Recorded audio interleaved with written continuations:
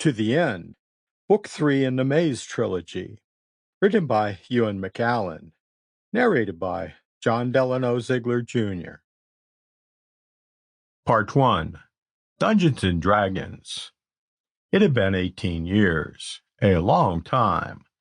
For Chief Monk Adolphinus, it had been a time during which each following year had become more and more like the one before, until now they had become indistinguishable. All the bumps had been ironed out, and even the rhythm of the changing seasons had become routine.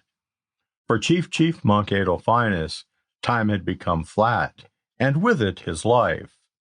He had reached a point where he felt nothing new, where he felt trapped in time, stagnating, flattened by its weight, and its now inconsequential passing.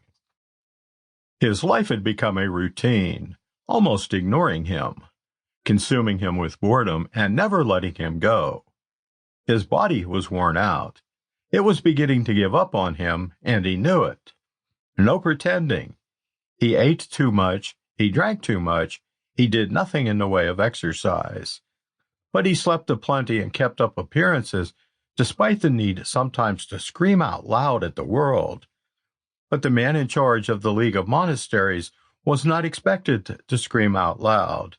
It would look very bad indeed. His soul kept its own company. He could not share it with anybody. It carried a heavy burden, one it refused to discard. His conscience labored hard to ignore it. He had committed murder, but God had not punished him, exposed him, sent him to hell. God had promoted him. God had protected him. God had bestowed on him the power and skills required to bring prosperity, clarity, and efficiency to the League. It had never been stronger. So God had rewarded him?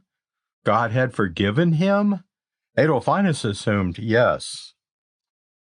18 years was a long time to have to keep both hands firmly gripped on the controls of power and privilege, to have to maintain an image and air of invincibility and the highest moral standards before an audience of miserable, moody, naive monks and grasping, greedy, dumb peasants.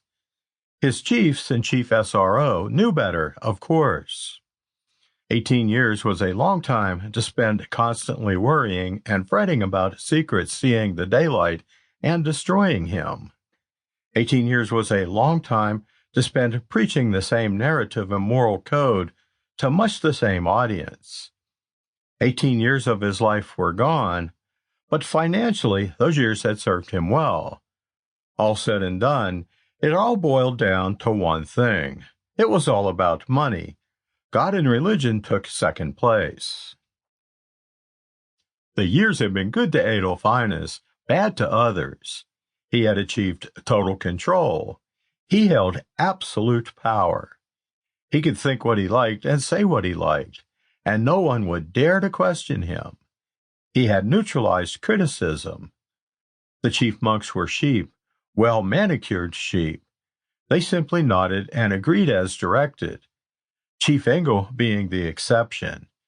Now he was bored beyond belief. His work bored him. His women bored him. His wealth bored him, as did the method of its generation. But he could not ignore its detail, afraid it might otherwise be stolen from him. And the sad thing was, he had no one to leave it all to.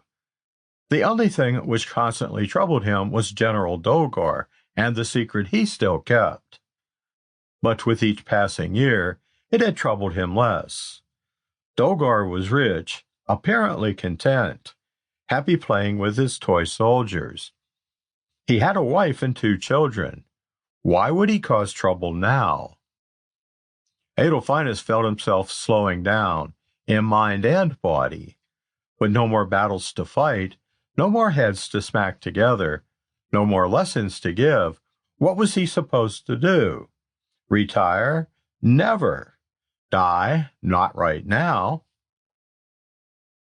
Adolphinus suddenly stirred and opened his eyes. He had nodded off during a meeting with some of his chiefs. They had pretended not to notice, some looking down or to one side. Sample complete. Ready to continue?